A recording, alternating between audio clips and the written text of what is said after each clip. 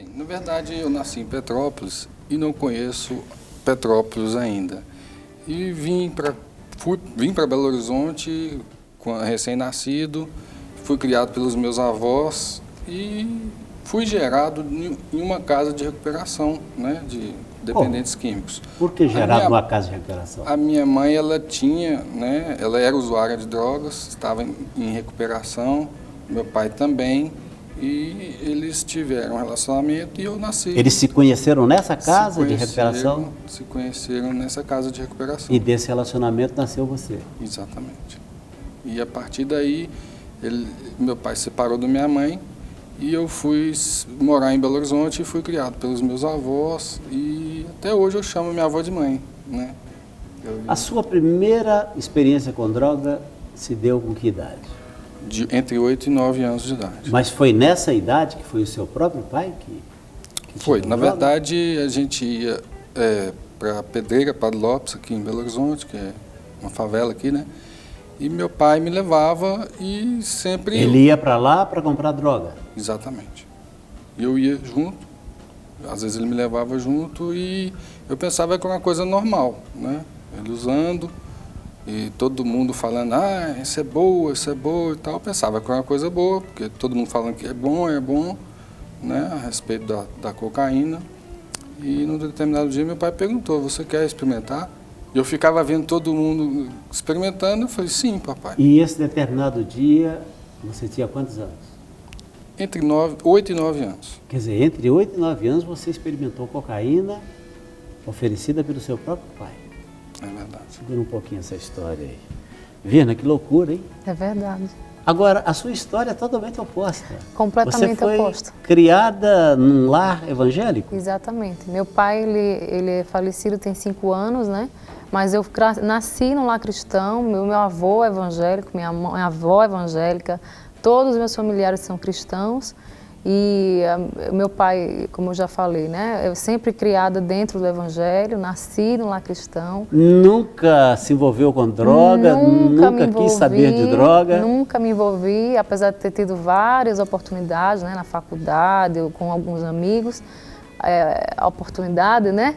Mas eu nunca, graças a Deus, nunca tive nenhum tipo de envolvimento com nenhum tipo de droga. Eu disse na abertura que vocês começaram um relacionamento virtual. Como é que você entrou na história do Júlio ou o Júlio entrou na sua história? Na verdade, foi bem por acaso, né? A gente se inscreveu no site de relacionamento, né? E a gente começou a se conversar e tal, e ele falou, passamos 2 anos conversando, a gente se falava muito pela internet, a gente foi se conhecendo, e o Júlio... Mas a foto que ele botou na internet era dele ou do Brad Pitt? Era dele, mas mas não era dele daquele jeito, era dele mais arrumadinho, ele rolou um Photoshop ali, né? Com certeza. Aí ele falou... Foi quando ele... Você fala que não era exatamente porque ele estava usando drogas nessa época e naturalmente devia estar com os efeitos magro, físicos né? da droga, né? Ou com os defeitos físicos da droga. Exatamente. Mas aí que acontece, depois de um certo tempo, ele me contou, né, a história que aconteceu, essa história que ele está contando aqui, que o pai dele, né? E eu percebi no Júlio que ele sempre quis se recuperar. Ele falou para você então que usava drogas? Depois de um determinado tempo de conversa, não logo no primeiro dia, né? Mas assim, com alguns dias ele me falou, né, que ele tinha... Mas quando ele te falou, você não pensou em desistir desse relacionamento? Pensei, né? Pensei, mas aí a gente começamos com amizade, né? A gente começou a ser amigo e a gente criou laços de amizade. Ele desabafava comigo, a gente conversava e tudo. E depois ele foi aprofundando, ele me contou toda a história dele e eu quis ajudá-lo, né? Eu quis tentar de alguma forma passar algum aprendizado que eu tinha para ele. Na verdade, aprendizado que faltou, né? Aprendizado que você diz da sua base cristã. Da minha base cristã, entendeu? Algumas coisas que eu sentia que eu precisava ajudar ele, eu sentia a necessidade de querer ajudá-lo de alguma forma. Bom, Júlio, aí no caso, a Virna não veio para cá, você foi para lá. Na verdade, Maceió. A princípio ela veio, a gente se conheceu pessoalmente e depois eu tive essa oportunidade de ir para lá para me internar, porque ela impôs essa condição, que eu me internasse, né, para eu tratar. Há quanto tempo vocês já estavam se falando? Quando Olha, você foi para lá? 2 anos. 2 anos. Mas aí vocês já tinham tido também um encontro, né? Sim. Tinham se conhecido Sim, depois fisicamente, não só virtualmente. depois de um certo tempo, né, aproximadamente 1 ano, eu vim para cá algumas vezes. E a sua família, Virna, como é que a sua família reagiu quando soube que você estava se aproximando de uma pessoa com uma história como a do Júlio? Assim, a família, né, ela sempre fica com receio, né, fica com o pé atrás, fica preocupada, né, principalmente porque minha mãe é viúva, né, e ela sente assim uma carga muito grande de responsabilidade depois que meu pai se foi. Mas aí o que acontece? Como a minha mãe confia muito em mim, né, ela disse, olha, se você está tendo essa decisão e você sabe o que você está fazendo, né, então ela me depositou uma confiança, né, e apesar de ser uma coisa muito louca, quando o Júlio estava lá, estava aqui em Belo Horizonte, eu orei muito a Deus. E eu perguntei, eu disse, Deus, se não for... Aí eu já estava apaixonada, né? Aí eu falei para ele, Júlio, Deus, se não for a tua vontade que eu vá, tira o Júlio do meu coração. Se o Senhor não quiser que eu ajude ele de alguma forma, que eu ajude ele à distância, mas que o Senhor tire ele do meu coração. Mas toda vez que eu orava assim, eu me lembrava mais dele, orava mais por ele e tinha mais vontade de ficar perto dele. Rapaz, o negócio não foi fácil não. Júlio, quanto tempo você ficou usando drogas? Começou aos 8, lá lamentavelmente com seu pai, né? E isso durou quantos anos? Passei, imagina, né? Comecei a cheirar com 9 anos, né? Entre 8 e 9 anos, cocaína. E a partir daí, a vida toda, né? Tendo contato com drogas. E num determinado momento da vida, eu conheci Jesus, né? E comecei a depositar minha fé em Jesus. Porque eu acreditava que eu sozinho não conseguiria sair dessa, sozinho, né? Ela teve ela foi uma peça-chave, né? Foi primordial na minha recuperação. E Jesus em primeiro lugar, porque hoje em dia eu tomei um versículo, 1 Tessalonicenses 5:22, fugir da aparência do mal. Então, eu sempre utilizo esse versículo na minha vida, eu sempre tento fugir de qualquer coisa que aparenta ser mal. Na verdade, o seu processo de recuperação aconteceu lá em Maceió. Exatamente, foi lá em Maceió. Isso há quanto tempo? Há 2 anos atrás. Quer dizer, não faz muito tempo. É recente. E nesses 2 anos que você parou de usar a droga, foi também nesse ínterim que vocês se casaram? Uhum, tem 1 ano, a gente se casou em março do ano passado, né?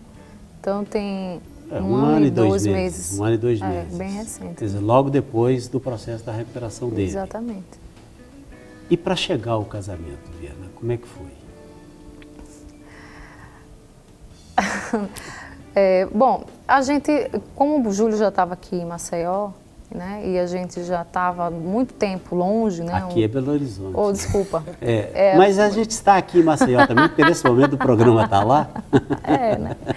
Então, quando o Júlio foi para Maceió, ficou mais fácil da gente ter mais proximidade, da gente se conhecer mais, da gente conversar mais, né, da gente ter... Porque por mais que você converse virtualmente, não é a mesma coisa se você está presencialmente, né, vendo a pessoa, conhecendo a pessoa, né?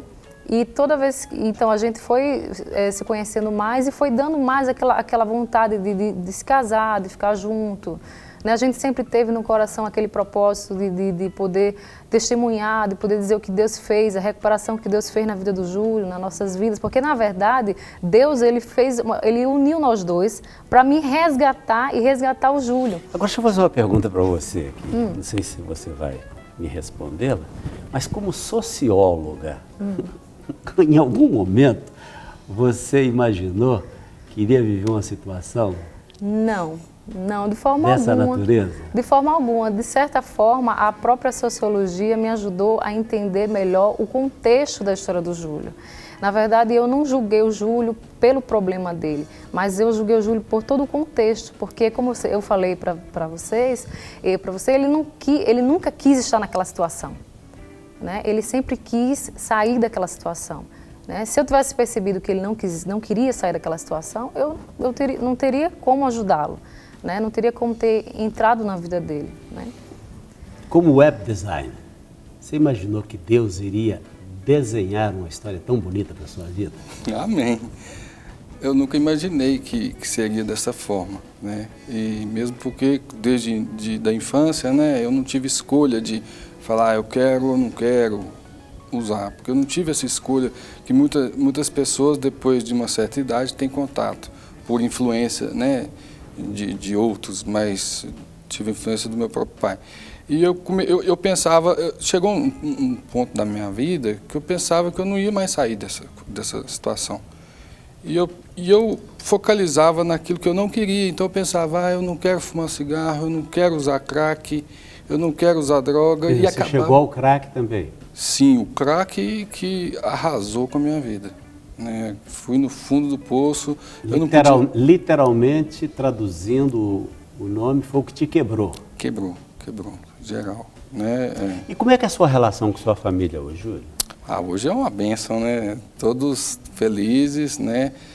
É um testemunho, né? Não precisa de falar, né? O externo, né? E o interno, as pessoas não têm o que questionar, né? Porque antigamente a pessoa só de olhar para mim, ela, né, via que, né? E eu pensava naquilo que eu não queria.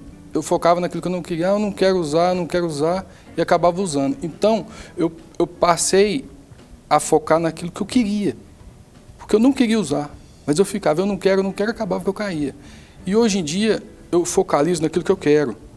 Eu quero ser próspero, eu quero ter uma vida abençoada com a minha esposa, eu quero dar testemunho para dizer o que Jesus tem feito e ainda vai fazer nas nossas vidas, eu quero ter saúde, e as coisas que eu quero começaram a acontecer. E está dando certo, né?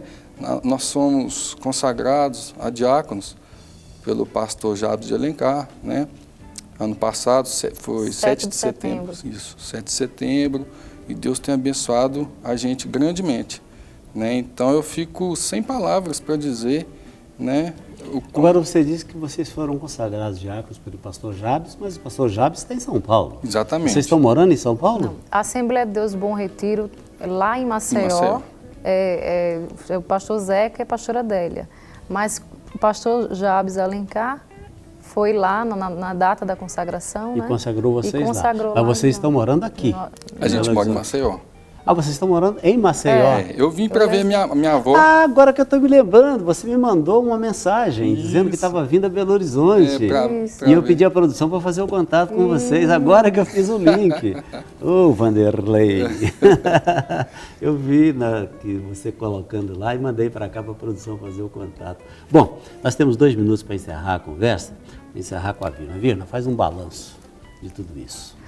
O balanço de tudo isso é que a gente tem que, né, sempre estar buscando a Deus, fazendo a vontade dEle, né, e sempre pedindo a Deus sabedoria, né, não fazer nada precipitadamente, sempre dando ouvido ao que os pais, né, falam, né, o que a Bíblia fala, o que Deus nos ensinou.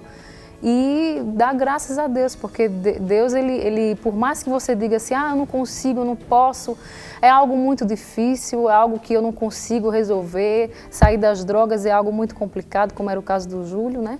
E como foi o caso dele, mas Deus, não existe problema para Deus, não existe nada que Deus não possa resolver. O que para nós é impossível, o que para nós é difícil, para Deus nada é impossível.